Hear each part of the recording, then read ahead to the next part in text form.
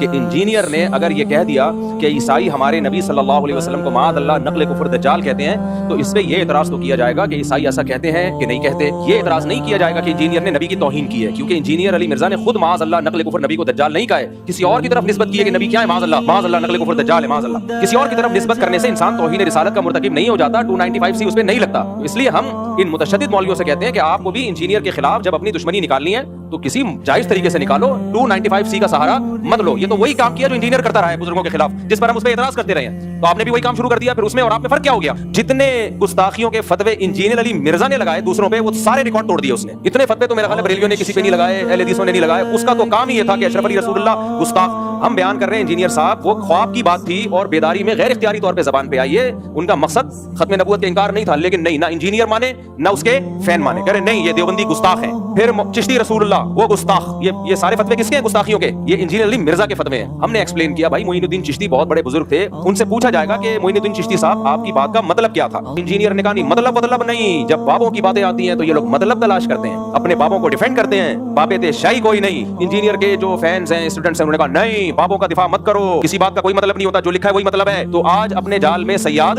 آ گیا. انجینئر کے جو فینس ہیں نا ان سے تو ہمیں یہ شکایت ہے کہ آج آپ اپنے بابا کا دفاع، میں تو دفاع کر رہا ہوں انجینئر کا، میرا بابا نہیں ہے وہ، لیکن آپ کس منہ سے دفاع کر رہے ہو؟ اب آپ کہہ رہے ہو نا اس کا یہ مطلب نہیں تھا، اس کا یہ مطلب تھا. تو ہم بھی تو یہ کہتے تھے اشرف علی تھانوی کا یہ مطلب نہیں تھا، یہ مطلب تھا. معین الدین چشتی کا یہ مطلب نہیں تھا، یہ مطلب تھا. اور جو بابوں کے واقعات ہیں جن میں آپ نے ان کو معاذ اللہ اغلام بازی کا مرتکب قرار دے دیا، ہم کہتے ہیں بڑے نیک بزرگ تھے، ان کا یہ مطلب نہیں تھا کہ وہ اس میں مبتلا تھے. مبتلا ہوتے اتنے بڑے بزرگ پبلک کے سامنے یہ کام نہ کر رہے ہوتے، لیکن آپ نے کہا نہیں مطلب کچھ نہیں ہے. مفتی طارق مسعود اپنے بابوں کا دفاع کر رہا ہے. تو آج آپ کا تو منہ ہی نہیں ہے اپنے بابے کا دفاع کرنے کا، آپ کا تو منہ سرے سے ہے ہی نہیں. ہمارا پھر بھی منہ ہے، ہم اپنے بابوں کا بھی دفاع کر رہے تھے اور تمہارے بابے کا بھی دفاع کر رہے ہیں. تو دفاعی سینس میں کہ یہ والی جو شیخ ہے یہ غلط ہے، یہ نہیں لگ سکتی، 295 کا کیس نہیں ہے.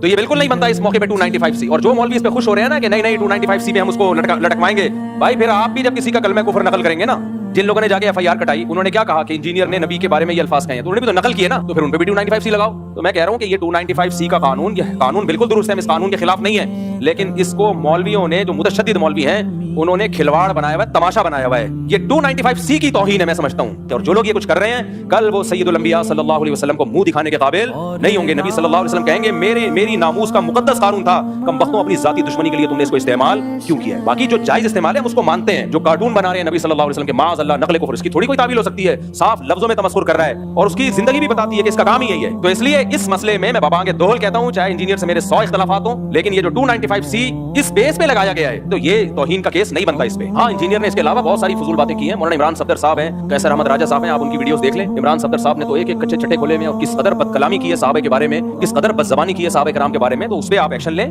اس پہ ہم بھی آپ کے ساتھ ہیں.